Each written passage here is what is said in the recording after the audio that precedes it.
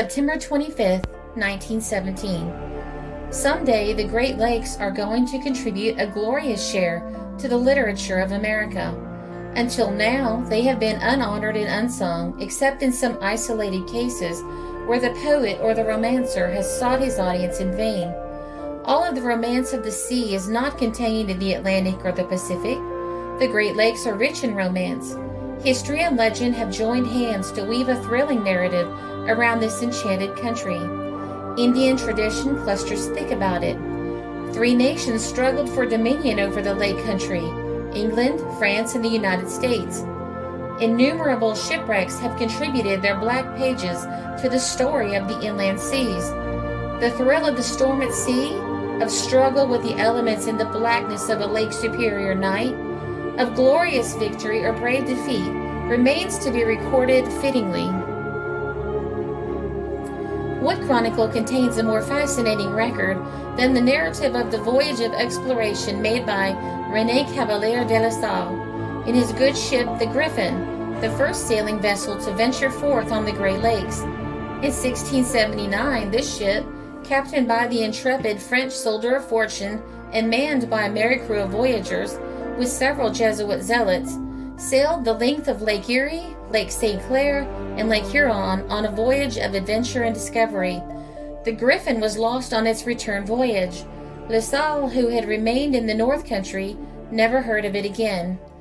The first mystery of the Great Lakes had been recorded. Countless others were to follow it, for the Great Lakes hold their grim record of tragedies. It is interesting to note that no similar area of any ocean, if suddenly stripped of its volume of water, would expose to human gaze a larger number of sunken ships or more valuable cargoes than lie at the bottom of these inland waters. A record kept between the years 1878 and 1898 reveals the startling fact that in that period, 5,999 ships were wrecked on the Great Lakes, and 1,093 of those were total losses. The loss of cargo during the score of years was nearly $8 million. Some of these vessels disappeared almost as mysteriously as did the Griffin in the brave old days of exploration. No wreckage floated to the shore. The Great Lakes hid well their secrets.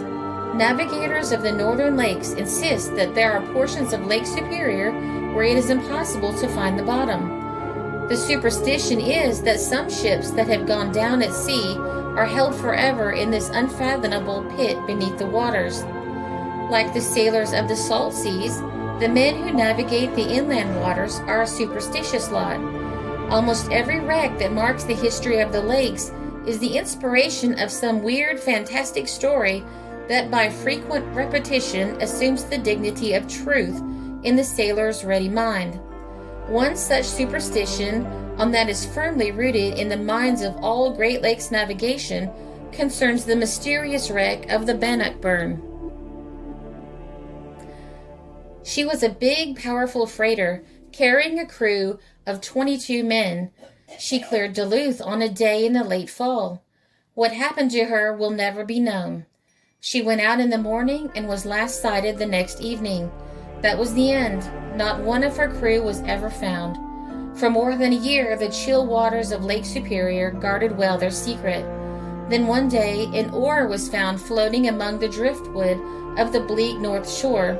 A piece of tarpaulin was wrapped securely around it, and when this was removed, it was found that the word Bannockburn was scraped into the wood. The oar is all there remains today to tell the story of the missing freighter. According to the queer twist giver of the story by the sailors of the inland seas, the Bannockburn is supposed to be the Flying Dutchman of the Great Lakes.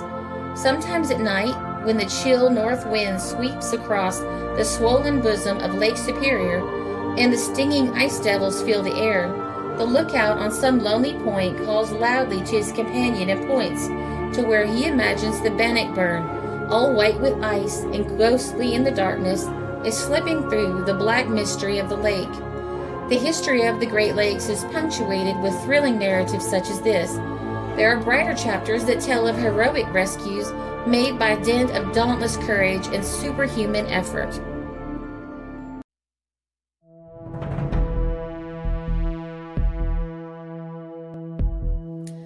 This story appeared in the Mount Holly News, Mount Holly, New Jersey, September 25th, 1917.